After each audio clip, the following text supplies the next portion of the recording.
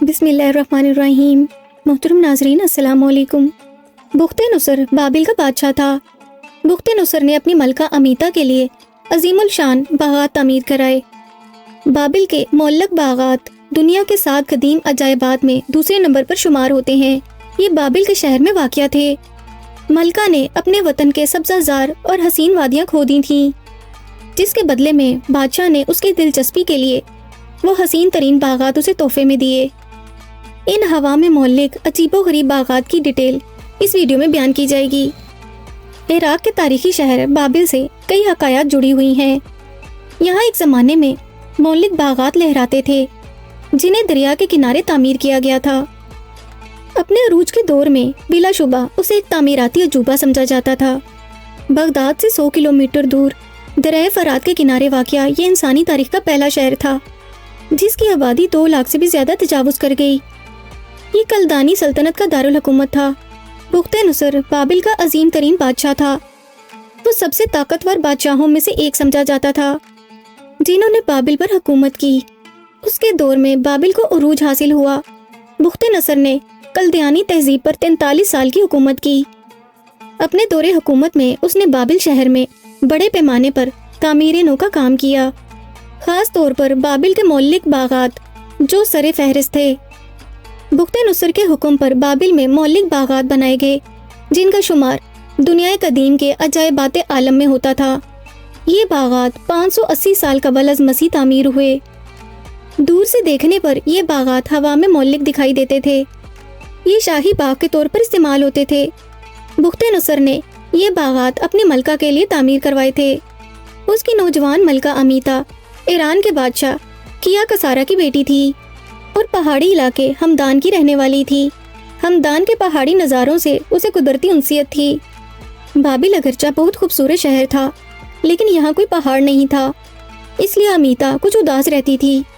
बादशाह ने जब उदासी का सबब पूछा तो इसने बताया कि बाबिल में वो सरसब्ज पहाड़ी नशेबो फराज कहाँ जो मेरे वतन में थे। यहाँ हर तरफ मैदान ही मैदान नजर आते हैं। ये मैदानी सतह देखते देखते उकता गई हूँ। दिल चाहता है कि इस सरजमीन पे पहाड़ भी हों। बुख्त नसर अपनी मलका की यह ख्वाहिश बाहरी सूरत पूरी करना चाहता था, लेकिन मैदानी इलाके को पहाड़ी इलाके में ढालना तो मुमकिन नहीं था। इसलिए बादशाह ने अपने मुल्क के इंतहाई समझदार लोगों को अपने पास बुलाया और मलका की ख्वाहिश से आगाह किया। पहाड़ होते तो उन्हें काट कर उन पर सब्ज़ाज़ार बनाए जा सकते थे, लेकिन मैदानी इलाके में पहाड़ कैसे बनते? ऊंची ऊंची चोटियाँ, इन पर महकते बागात, बुलंदो बाला दरख्त कहाँ से आए? वो सब हैरान थे। उनमें से एक दानिशमंद बोला, हमारी कदीम किताबों में दर्ज है कि बाबिल में बड़ी बड़ी चीज़ें बनेंगी और अहले दुनिया उन्हें देख देख कर हैरान होंगे। यहाँ तक कि बाबिल में पहाड़ भी बनेंगे, पहाड़ पर जंगल उगेंगे और चश्मे भी फूटेंगे। कुछ बातें तो बादशाह की समझ में आईं, लेकिन पहाड़ का मसला बहुत दुश्वार था।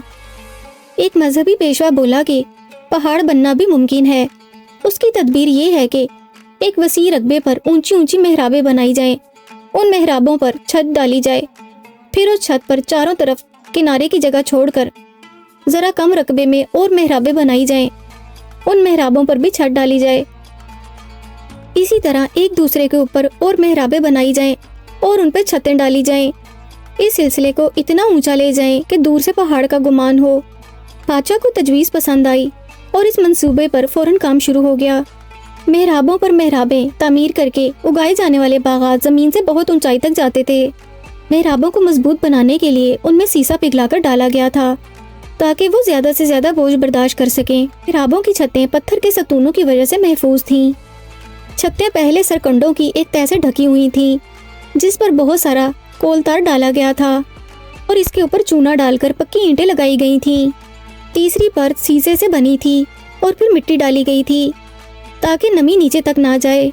निचले हिस्से में ज़मीन इतनी खोदी गई थी कि बड़े बड़े दरख्त जड़ पर कर सकते। दूसरी मेहराब नीचे वाली मेहराब से चौड़ाई में कम होने की वजह से जो जगह बच गई उसे इतराफ में 20 फुट चौड़ी 4 दीवारी बनाने के लिए इस्तेमाल किया गया था।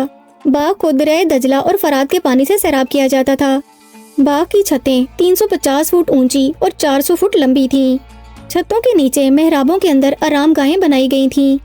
उनमें निहायत खूबसूरत और चमकदार रंगों से नक्शो निगार बनाए गए थे और आराम और आसाइश के तमाम सामान मुहैया किए गए थे। محرابوں کے اندر بنے ہوئے تمام بڑے بڑے کمروں کو چونکہ کافی روشنی ملتی تھی، اس لیے ان میں بہت سی تصویریں بھی رکھی گئی تھیں۔ چھتوں کی روشوں پر ایشیا کے کونے کونے سے پھولدار پودے، خوشبودار پودے اور پھلدار درخت لا کر لگائے گئے تھے۔ ان کے علاوہ بھی کئی قسم کے درخت لگائے گئے تھے۔ ٹابوں کے اوپر ہری ہری بیلیں چڑھائی گئیں اور ایک چھت سے دوسری چھت پر جانے کے لیے ایسی چھوٹی چھوٹی سیڑھیاں اور پگڈنڈیاں بنائی گئیں جیسے کٹائی کر کے پہاڑ پر راستے بنائے جاتے ہیں۔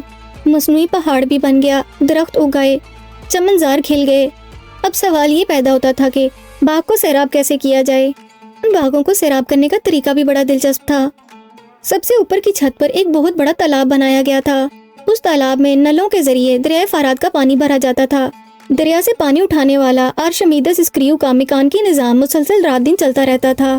باغ کے لیے روزانہ 37,000 لیٹر پانی درکار تھا، چنانچہ پانی کی مقدار میں کمی نہ آنے دی جاتی تھی۔ تالاب کے پانی سے چشمے بہتے تھے اور فوارے چھوٹتے تھے۔ باغ انہی چشموں سے سیراب ہوتے تھے۔ ان باغوں کے اونچے اونچے درخت جب ہوا کے جھونکوں سے ہلتے تو یوں محسوس ہونے لگتا جیسے پہاڑ کا پہاڑ ہل رہا ہو۔ کچھ ایسا معلوم ہوتا تھا کہ آسمان سے سدا بہار باغات کو اویزاں کر کے زمین کی سطح تک پہنچا دیا گیا ہے۔ اسی لیے یہ گمان ہوتا تھا کہ باغات بغیر کسی سہارے کے ہوا میں لٹکے ہوئے ہیں۔ باغات کے تمام درجوں کی تعمیر میں اس بات کا خیال رکھا گیا تھا کہ مٹی ایسی ہو کہ درختوں کی نشو و نما میں کمی آئے اور نہ پانی کی زائد مقدار نچلے درجوں میں جا کر دیگر باغات کو خراب کرے۔ چونکہ یہ باغ پہاڑی کی طرح ڈھلوان تھے اور اس کے کئی حصے ایک دوسرے کے اوپر لگے ہوئے تھے، اس لیے مجموعی منظر بے حد دلکش نظر آتا تھا۔ فن تعمیر کا یہ عظیم و نادر نمونہ در حقیقت ایک عجوبہ تھا۔ بابل کے مولک باغات تو زمین کے دست برد سے محفوظ نہ رہ سکے، لیکن ان کے کھنڈرات اب بھی موجود ہیں۔ محترم ناظرین، اگر آپ کو بابل کے مولک باغات کا یہ واقعہ پسند آیا ہو تو کمنٹ کر کے اپنی رائے کا اظہار کیجیے اور اس ویڈیو کو لائک اور شیئر کیجیے، اور اس طرح کے مزید تاریخی، تحقیقی اور معلوماتی واقعات کے لیے ہمارے چینل اشال اسلامک اسٹوریز کو سبسکرائب کیجیے۔